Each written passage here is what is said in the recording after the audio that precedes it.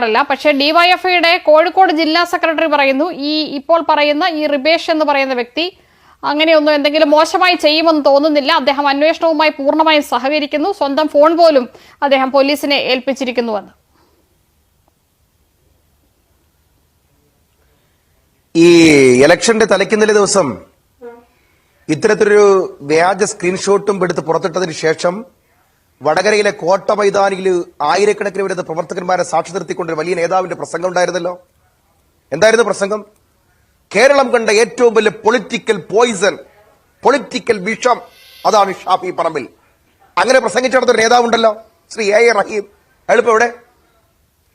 അദ്ദേഹത്തിന്റെ കുറെ ആളുകളുണ്ടല്ലോ. എന്താ ഇപ്പൊ ചർച്ചയ്ക്ക് ആളിനെ വിടാത്തത്? പേടിച്ചു പോയോ? അതേ നാവിറങ്ങിപ്പോയോ? റഹീമെ നാവിറങ്ങിപ്പോയോ? നാണമുണ്ടോടോ? ഒരു 10 ആളിനെ കിട്ടിക്കഴിഞ്ഞാൽ കേരളം പോലെ ഒരു സമ്പുഷ്ടമായ മതേതരത്വ രാഷ്ട്രീയത്തെ ഉയർത്തിപ്പിടിക്കുകയും വർഗീയതയെ അമർത്തുകയും ചെയ്ത നവോത്ഥാനത്തിന്റെ ഭൂമിയിൽ കേരളത്തിലെ ഏറ്റവും വലിയ പൊളിറ്റിക്കൽ സമൂഹത്തിലെ പൊളിറ്റിക്സ് തിരിച്ചറിഞ്ഞ് പ്രവർത്തിക്കുന്ന വടകര പോലൊരു മണ്ണിൽ പോയി നിന്ന് കേരളത്തിലെ ഏറ്റവും വലിയ മതേതരത്വ കേരളത്തിലെ രാജകുമാരനായി പ്രവർത്തിക്കുന്ന ഒരു സ്ഥാനാർത്ഥിക്കെതിരെ ഇല്ലാത്ത സ്ക്രീൻഷോട്ടുകൾ പ്രചരിപ്പിക്കപ്പെട്ടതിനു ശേഷം ഇങ്ങനെ പ്രസംഗിച്ചവന്മാർ നാണമുണ്ടെങ്കിൽ കേരളത്തിന്റെ പൊതുസമൂഹത്തിന് മാപ്പ് പറഞ്ഞ് പുറത്തു വരണ്ടേ? ഇതിന് ചാനൽ ചർച്ചയിൽ പങ്കെടുക്കാതെ ഒളിച്ച് വീട്ടിയിരിക്കുക. അവർക്കൊക്കെ നാണമുണ്ടോ? ഇവരൊക്കെ മനുഷ്യരാണോ? ഇത് കേട്ടുകൊണ്ട്, റഹീമിന്റെ പ്രസംഗം കേട്ടുകൊണ്ട് കേരളത്തിലെ എല്ലാ മാധ്യമങ്ങളിലും വന്നിരുന്ന് രാഷ്ട്രീയ പ്രബുദ്ധതയെ സംബന്ധിച്ചും UDFന്റെ വർഗീയതയെ സംബന്ധിച്ചും ഇടതുപക്ഷ രാഷ്ട്രീയത്തിന്റെ മതനിരാസത്തെ സംബന്ധിച്ചും മതനിരപേക്ഷതയെ സംബന്ധിച്ച് സംസാരിച്ച കുറെ സാമൂഹ്യ പ്രവർത്തകന്മാരുണ്ടായിരുന്നല്ലോ, നിമിഷ കവികളുണ്ടായിരുന്നല്ലോ. അവരൊക്കെ ഇപ്പോൾ എവിടെ പോയി? അവരുടെയൊക്കെ ശബ്ദം നിലച്ചു പോയോ?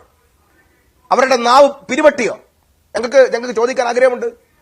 ഇന്ന് കേരളത്തിലെ മുഖ്യമന്ത്രി പറയുന്നത് നിങ്ങൾ നോക്കൂ നിഷ, കേരളം കണ്ട ഏറ്റവും വലിയ ഒരു ഭരണകൂടത്തിന്റെ തന്നെ പിന്തുണയോടുകൂടി കേരളത്തിൽ കേവലം ഒരു പാർലമെന്റ് സീറ്റ് ജയിക്കുവാൻ ഹിന്ദു മുസ്ലിം ഐക്യത്തിൽ വിള്ളൽ വരുത്തി ഈ സമൂഹത്തിൽ വിഭജിച്ച് ഒരു വിഭജന രാഷ്ട്രീയം ഉണ്ടാക്കാൻ നടത്തിയ CPMന്റെ സൈബർ ചാവേറുകളുടെ ഒളിയുദ്ധം. ഈ കുട്ടി ഇവിടെ വന്നിരിക്കുന്ന MSFന്റെ കുട്ടിയുടെ നിശ്ചയദാർഢ്യം, അവിടുത്തെ സ്ഥാനാർത്ഥിയുടെ ചീഫ് ഏജന്റിന്റെയും നിശ്ചയദാർഢ്യം ഹൈക്കോടതിയിൽ കയറിയില്ലായിരുന്നെങ്കിൽ എന്താകുമായിരുന്നു? വേറെ ആരാണെങ്കിലും പെട്ടുപോകില്ലായിരുന്നു. ഹൈക്കോടതിയിൽ പോലീസ്, പിണറായി വിജയന്റെ പോലീസ് കൊടുത്ത റിപ്പോർട്ടോടുകൂടി പുറത്തു വരുന്നത് CPM അമ്പയെ പാളി പപ്പട പോലെ പൊടിഞ്ഞ് താഴെ കിടക്കുന്ന രംഗമാണ്. ഒരു ചാനൽ ചർച്ചയ്ക്ക് വന്ന് ഒരു വിശദീകരണം കൊടുക്കാൻ ഒരുത്തരെയും കിട്ടുന്നില്ല. ഇത് ആരോപിക്കപ്പെടുന്ന ഡിവൈഎഫ്ഐയുടെ ബ്ലോക്ക് പ്രസിഡന്റ് വെനസ്വലയിലെ കാട് കത്തിയാൽ നിങ്ങൾക്കറിയോ, കേരളം മുഴുവൻ വിപ്ലവധ്വനി മുഴക്കുന്ന നേതാവ് ഫോൺ കട്ട് ചെയ്ത് ഓടുന്ന മ്ലേച്ഛകരമായ ചിത്രം, ഒളിച്ചോടുന്ന ചിത്രം നിങ്ങൾ കേരളത്തിൽ ഇപ്പൊ നിഷ കാണിച്ചതില്ലേ ഞങ്ങൾക്ക്? നിങ്ങൾ ആലോചിച്ച് നോക്ക്. പിന്നെ കേരള ഹൈക്കോടതി സമയോചിതമായിട്ട് ഇടപെട്ടില്ലായിരുന്നെങ്കിൽ മറ്റൊരു കേസ് പോലെ ഇതും തേഞ്ഞുമാഞ്ഞു പോകുമായിരുന്നില്ലേ? പക്ഷെ ഇതുകൊണ്ട് എന്താണ് ഉണ്ടായതെന്ന് ചോദിച്ചാൽ, കേരളത്തിൽ കാലാകാലങ്ങളായി CPM തെരഞ്ഞെടുപ്പ് ജയിക്കാൻ വേണ്ടി ഉപയോഗിക്കുന്ന മതവർഗീയത, അതിന്റെ ദൃഷ്ടാന്തങ്ങളല്ലേ ഓരോന്നായിട്ട് ഇപ്പൊ പുറത്തു വന്നുകൊണ്ടിരിക്കുന്നത്. ഇപ്പോ ഉദാഹരണം നോക്ക്, നിഷയ്ക്ക് തന്നെ അറിയാമല്ലോ, ഇത് ആദ്യം പ്രചരിപ്പിക്കപ്പെട്ടവൻ റിബേഷ് ഒരു അധ്യാപകനാണ്. കുട്ടികൾക്ക് അക്ഷരം പഠിപ്പിച്ചു കൊടുക്കുന്നവൻ, സരസ്വതി വിളയാടേണ്ടവൻ, സമൂഹത്തിൽ സ്പർദ്ധ ഉണ്ടാക്കാൻ പാടില്ലാത്തവൻ, മതമല്ല പ്രശ്നമെന്ന് പറയേണ്ടവൻ. മനസ്സിലായില്ലേ? നിങ്ങൾ മതങ്ങളിലേക്ക് ചുരുങ്ങുമ്പോൾ ഞങ്ങൾ മനുഷ്യരിലേക്ക് പടരേണ്ടവരാണെന്ന് പ്രസംഗിച്ചവൻ ഇപ്പൊ ഫോൺ ഓഫ് ചെയ്ത് വെച്ച് ഓടി നിങ്ങൾ കണ്ടില്ലേ? എന്റെ ചോദ്യം ഇതാണ്, മിസ്റ്റർ പിണറായി വിജയൻ, നിങ്ങളല്ലേ ആഭ്യന്തര വകുപ്പ്? നിങ്ങൾ ഡിവൈഎഫ്ഐയുടെ സ്റ്റേറ്റ്മെന്റ് ഞങ്ങളിതിപ്പോ കണ്ടു. എന്താ ഡിവൈഎഫ്ഐയുടെ സ്റ്റേറ്റ്മെന്റ്? ഞങ്ങളത് പ്രചരിപ്പിക്കുക മാത്രമേ ചെയ്തുള്ളൂ, ഞങ്ങളല്ല അതിന്റെ സൃഷ്ടികൾ. ഒറ്റ ചോദ്യം, ആരാ പോലീസ് വകുപ്പ്? പിണറായി വിജയൻ. പിണറായി വിജയന്റെ പോലീസ് ഹൈക്കോടതി കൊടുത്തേക്കുന്നത് എന്താണ്? തുടക്കം ഡിവൈഎഫ്ഐയുടെ ബ്ലോക്ക് പ്രസിഡന്റിന്റെ കയ്യിൽ നിന്നാണ്. അങ്ങനെയാണെങ്കിൽ റിബേഷ് പ്രതിയാവണ്ടേ? ഇവിടെ മഹാരഥനായ ശ്രീ പിണറായി വിജയനെതിരായിട്ട് ആരെങ്കിലും ഒരു കമന്റ് ഇട്ടാൽ ജോലിയിൽ നിന്ന് സസ്പെൻഡ് ചെയ്യപ്പെടുന്ന കേരളത്തിൽ, പിണറായി വിജയനെതിരായിട്ട് ആരെങ്കിലും ഒരു പോസ്റ്റ് ഷെയർ ചെയ്യപ്പെട്ടാൽ അതിനെതിരായിട്ട് 120 ക്ലോസ് O KP ആക്ട് അനുസരിച്ച് കേസെടുത്ത് അറസ്റ്റ് ചെയ്യപ്പെടുന്ന നാട്ടിൽ ഇത്രയും വലിയ ഒരു വൈകൃതം, ഒരു ഭീകര പ്രവർത്തനം ഇവിടെ നടത്തിയിട്ട് റിബേഷ്മാർ സംരക്ഷിക്കപ്പെടുന്നുണ്ടെങ്കിൽ, അവർ സാക്ഷി മാത്രമാവുന്നുണ്ടെങ്കിൽ, ശ്രദ്ധിച്ചു കേൾക്കണം, സാക്ഷി മാത്രമാകുന്നുണ്ടെങ്കിൽ, 20ഉം 21ഉം സാക്ഷി മാത്രമായിട്ട് കുറ്റപത്രത്തിൽ നിൽക്കുന്നുണ്ടെങ്കിൽ ആരെയാണ് നമ്മൾ, കേരളം എങ്ങനെയാണ് അതിനെ വിലയിരുത്തപ്പെടേണ്ടത്?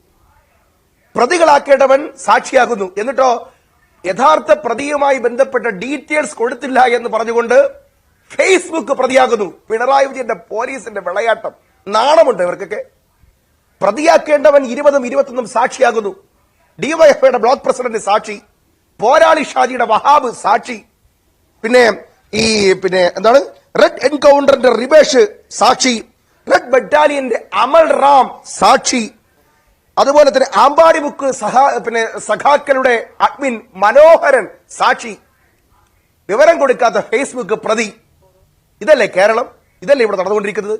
ഇവിടെ ഇപ്പോ യഥാർത്ഥത്തിൽ സംഭവിച്ചത് നടന്നറിയോ? ഞങ്ങളൊരു 40,000 അടുപ്പിച്ച് മുട്ടി ജയിക്കാവുന്ന ഒരു സീറ്റാണ് വടകര. അതിനപ്പുറം അവിടെ പോകാൻ കഴിയില്ല. അത്രമാത്രം രാഷ്ട്രീയ പ്രബുദ്ധതയുള്ള സ്ഥലമാണ്. അവിടെ 1,16,000 വോട്ടിന് ജയിപ്പിച്ചിട്ടുണ്ടെങ്കിൽ അതിന്റെ ഉത്തരവാദിത്വം കൃത്യമായി തന്നെ CPM-ന്റേതാണ്. ഏത് സാഹചര്യത്തിലും നിങ്ങൾ വളരെ ശ്രദ്ധിച്ച് കേൾക്കേണ്ടതാണ്. ഒരു മിനിറ്റ്, ഒറ്റ കാര്യം, ഏത് സാഹചര്യത്തിലും ഒരു പോയിന്റ് പറയാം, അവസാനിപ്പിക്കാം. ഒരു പോയിന്റ് പറയാം. കേരളത്തിൽ ഏത് സാഹചര്യത്തിലും പിണറായി വിജയനിൽ രക്ഷകരായി കണ്ട കേരളത്തിലെ ന്യൂനപക്ഷങ്ങൾ, കേരളത്തിൽ പൊതുവെ, വടക്കൻ കേരളത്തിൽ കാസർഗോഡ്, വടകര, കണ്ണൂർ ഉൾപ്പെടുന്ന വടക്കൻ കേരളത്തിലെ പാർലമെന്റ് മണ്ഡലത്തിൽ ഈ തെരഞ്ഞെടുപ്പിൽ പിണറായി വിജയൻ ന്യൂനപക്ഷ സംരക്ഷകരല്ല എന്ന് വിധി എഴുതിയിട്ടുണ്ടെങ്കിൽ അതിന്റെ കാരണം അവർ തിരിച്ചറിഞ്ഞിരിക്കുന്നു. ആടിനെ പട്ടിയാക്കിക്കൊണ്ട് തമ്മിലടിപ്പിക്കുന്ന പിണറായി വിജയന്റെ പാർട്ടിയിലെ സൈബർ കമ്മ്യൂണുകളെ അവർ തിരിച്ചറിഞ്ഞിരിക്കുന്നു.